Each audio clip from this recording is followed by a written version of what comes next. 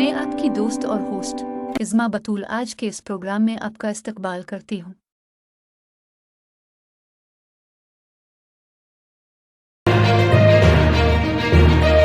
برطانوی نوآبادیاتی حکمرانی سے آزادی کے لیے ہندوستانی جدوجہد ایک کثیر الجہتی تحریک تھی جس میں بے صغیر بھر کے متنوع گروہ اور افراد شامل تھے۔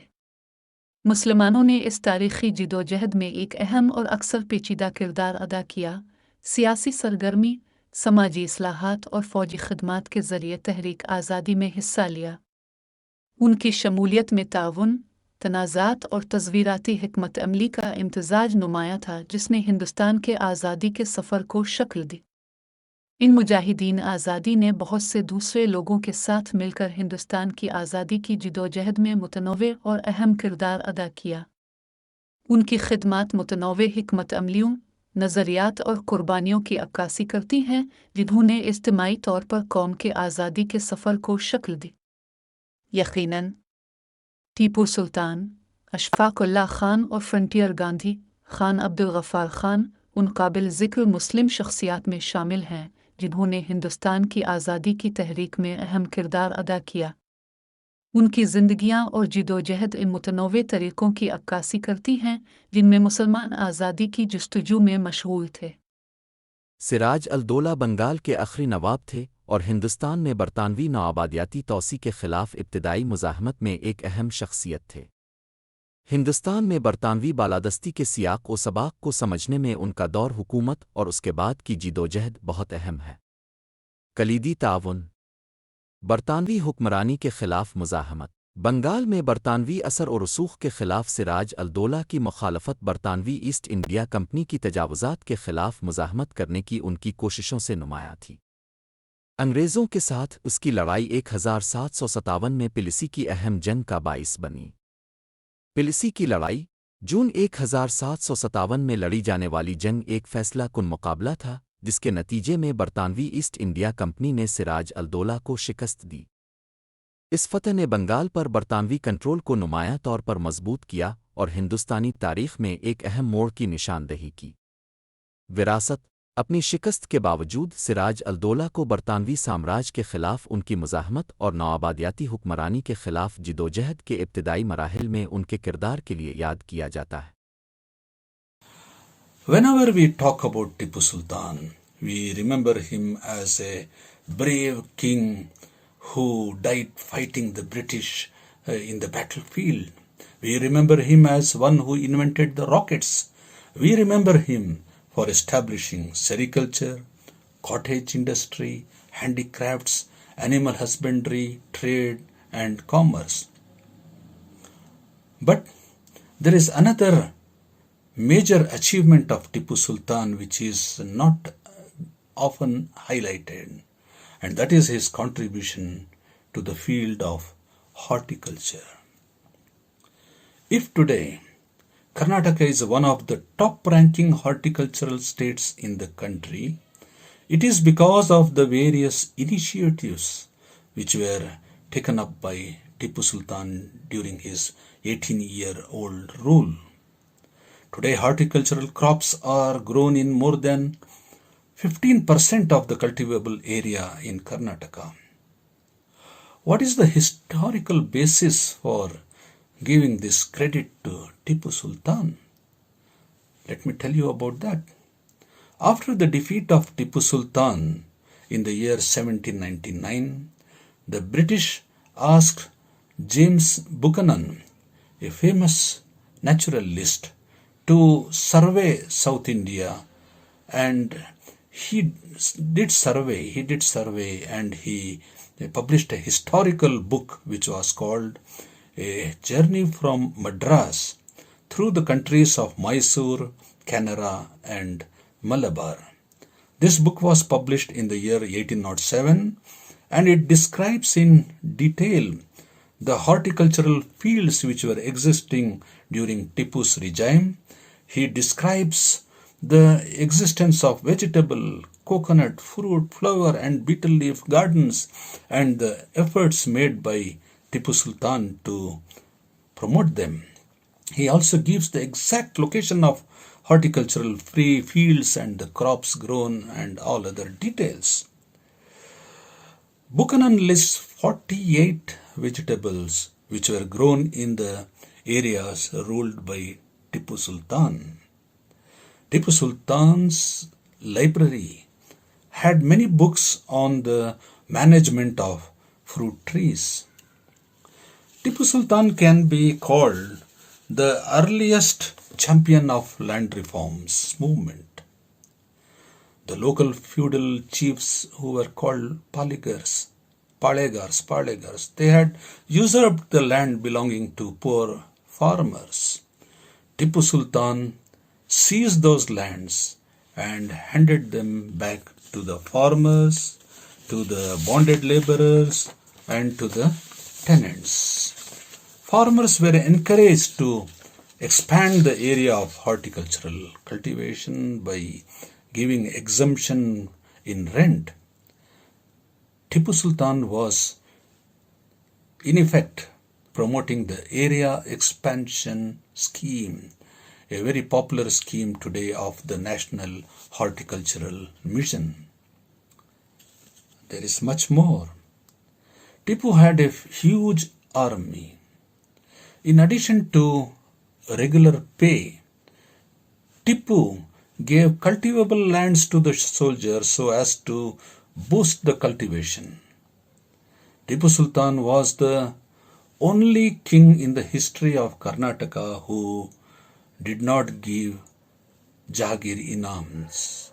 Of course, not even a single Jagir was given to any person during his reign.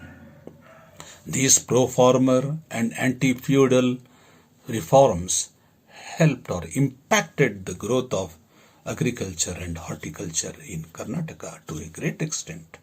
Ashfaq Ullah Khan Hindustan socialist Republican association HSRA से वाबस्ता एक मुमताज़ इनकलाबी थे जो एक बुनियाद प्रस्त तंजीम थी जो मुसल्लह जिदोजहद के ज़रिए बरतानवी हुक्मरानी का तख्ता उलटने के लिए पुरज़्म थी। उत्तर प्रदेश में पैदा होने वाले खान आज़ादी और इंसाफ के नज़रियात से बहुत मुतासिर थे। आज़ादी की तहरीक में उनकी शमूलियत की निशानदेही कई इनकलाबी सरगर्मियों में उनकी शिरकत से हुई जिनका मकसद बरतानवी इक़्तिदार को चैलेंज करना था। उनकी सबसे काबिल ज़िक्र खिदमात में से 1925 के काकोरी ट्रेन डकैती में उनका किरदार था, एक दलेराना और स्ट्रेटेजिक ऑपरेशन जिसका मकसद इनकलाबी काज की फंडिंग करना था। ख़तरात के बावजूद खान और उसके साथी अपने मकसद के लिए पुरज़्म थे और उनके इक़दामात ने हिंदुस्तानी आज़ादी के हुसूल के लिए उनकी लगन को ज़ाहिर किया। अशफाक उल्लाह खान की बहादुरी और कुर्बानियों की एक बड़ी ज़ाती कीमत चुकानी पड़ी। काकोरी डकैती के बाद इसे गिरफ्तार किया गया, मुकदमा चलाया गया और बिलाखिर 1927 में फांसी दे दी गई। उनकी विरासत नौजवान आइडियलिज्म और आज़ादी की बुनियाद प्रस्त जिदोजहद की अलामत के तौर पर कायम है। खान अब्दुल गफ्फार खान, जिसे फ्रंटियर गांधी के नाम से भी जाना जाता है, हिंदुस्तानी आज़ादी की तहरीक में एक अहम रहनुमा था, ख़ास तौर पर शुमाल मगरबी सरहदी सूबा अब पाकिस्तान में। खान अब्दुल गफ्फार खान अदम तशद्दुद के पुरजोर हामी थे और महात्मा गांधी के करीबी साथी और तहरीक खिलाफत में एक अहम शख्सियत थे। खान अब्दुल गफ्फार खान की कोशिशों की जुड़ें एक आज़ाद और मुत्तहिदा हिंदुस्तान के लिए उनके विजन के साथ साथ समाजी इस्लाहात और अदम तशद्दुद की मुज़ाहमत के लिए उनके अज़्म में थीं। उन्होंने तहरीक खिलाफत की खिलाफत कमेटी की बुनियाद रखी और पश्तून बरादरी में गांधी जी के उसूलों को फ़रोग़ देने में अहम किरदार अदा किया। तहरीक खिलाफत को मुनज़्ज़म करने में उनके काम और अदम तशद्दुद पर मबनी सिविल नाफरमानी पर ज़ोर देने से हिंदुस्तानी आज़ादी के मकसद के लिए उनकी वाबस्तगी पर रोशनी पड़ती है। नौआबादियाती हुक्काम और मुखालिफ सियासी ग्रोहों की तरफ से क़ैद और मुखालफत समेत अहम चैलेंजों का सामना करने के बावजूद खान अब्दुल गफ्फार खान की खिदमात सरहदी इलाकों में तहरीक आज़ादी के लिए हिमायत हासिल करने में अहम थीं। मौलाना अबुल कलाम आज़ाद एक मुमताज़ हिंदुस्तानी स्कॉलर, मुजाहिद आज़ादी और सियासतदान ने हिंदुस्तान की तहरीक आज़ादी और मुल्क के तालीमी और सकाफ़ती मंजरनामे की तरक्की में अहम किरदार अदा किया। यहाँ उनकी अहम खिदमात का खुलासा है। तहरीक आज़ादी में किरदार। आज़ाद इंडियन नेशनल कांग्रेस INC में एक बाअसर रहनुमा थे और हिंदुस्तानी आज़ादी की जिदोजहद में एक नुमायां शख्सियत थे। انہوں نے عدم تعاون کی تحریک اور سول نافرمانی کی تحریک میں بڑھ چڑھ کر حصہ لیا۔ قیادت وہ مہاتما گاندھی اور جواہر لال نہرو کے ساتھ قریبی طور پر کام کرنے والے کلیدی رہنماؤں میں سے ایک تھے۔ آزادی کی جدوجہد کے دوران آزاد کی قیادت اور ویژن کانگریس کی حکمت عملی اور مقاصد کا لازمی جزو تھا۔ تعلیمی تعاون۔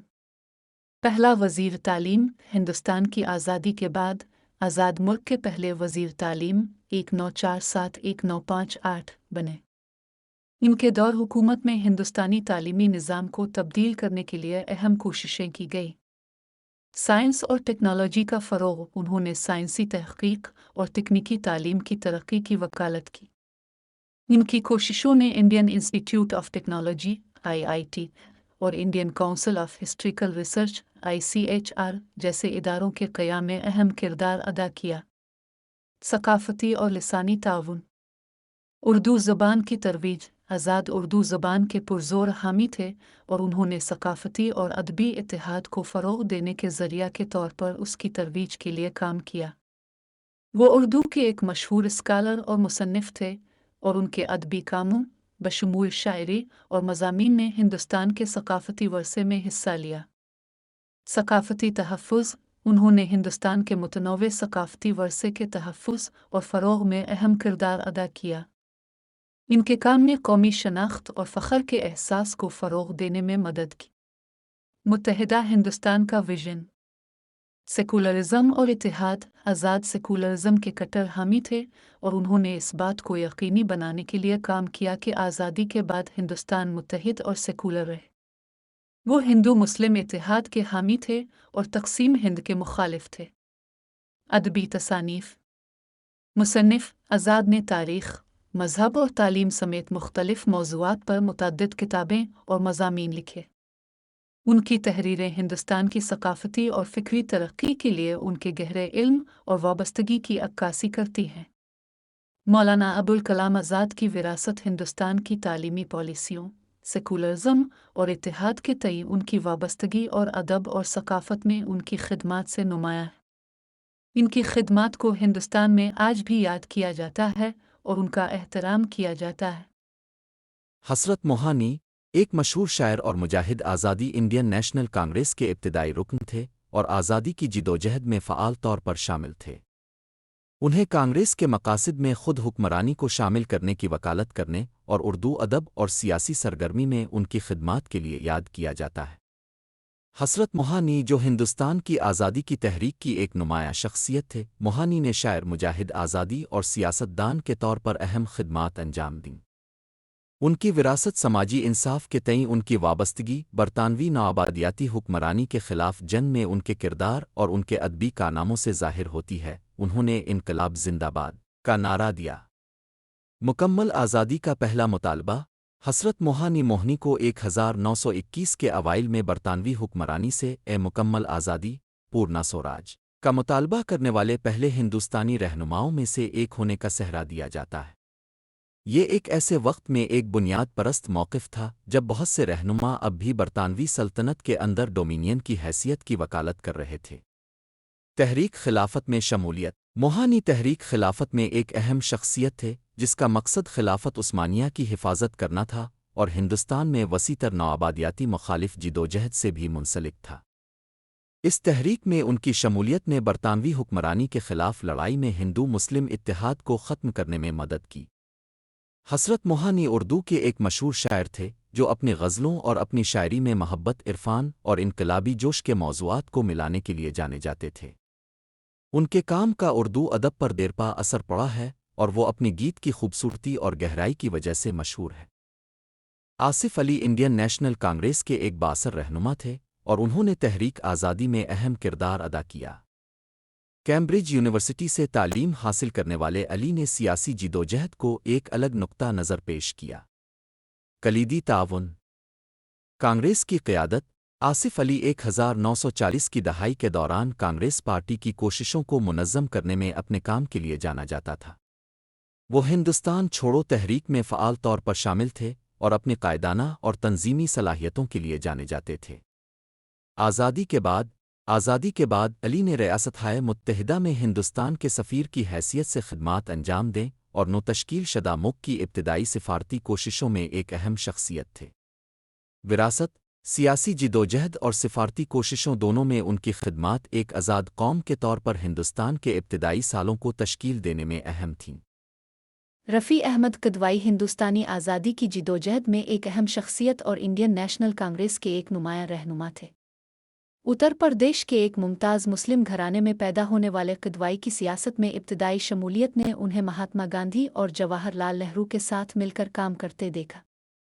کلیدی تعاون، سیاسی قیادت، کدوائی تحریک عدم تعاون اور سول نافرمانی کی تحریک میں ایک فعال حصہ دار تھے۔ ان تحریکوں میں ان کی شمولیت گاندھی جی کے عدم تشدد کی مزاحمت کے اصولوں کے تئیں ان کی وابستگی کو ظاہر کرتی ہے۔ آزادی کے بعد کا کردار، ہندوستان کی آزادی کے بعد کدوائی نے کئی اہم عہدوں پر کام کیا۔ انہوں نے وزیر مواصلات اور بعد میں خوراک اور زراعت کے وزیر کی حیثیت سے خدمات انجام دیں، جو نو آزاد ملک کے لیے پالیسیوں کی تشکیل میں اہم کردار ادا کرتے ہیں۔ وراثت، رفیع احمد کدوائی کو کانگریس پارٹی کے مقاصد کے تئیں ان کی لگن اور ہندوستان کے سیاسی اور اقتصادی انفراسٹرکچر میں ان کی خدمات کے لیے یاد کیا جاتا ہے۔ ڈاکٹر اے پی جے عبدالکلام، جنہیں اکثر اے میزائل مین آف انڈیا اور عوامی صدر کہا جاتا ہے، نے مختلف شعبوں میں ہندوستان کے لیے اہم خدمات انجام دیں۔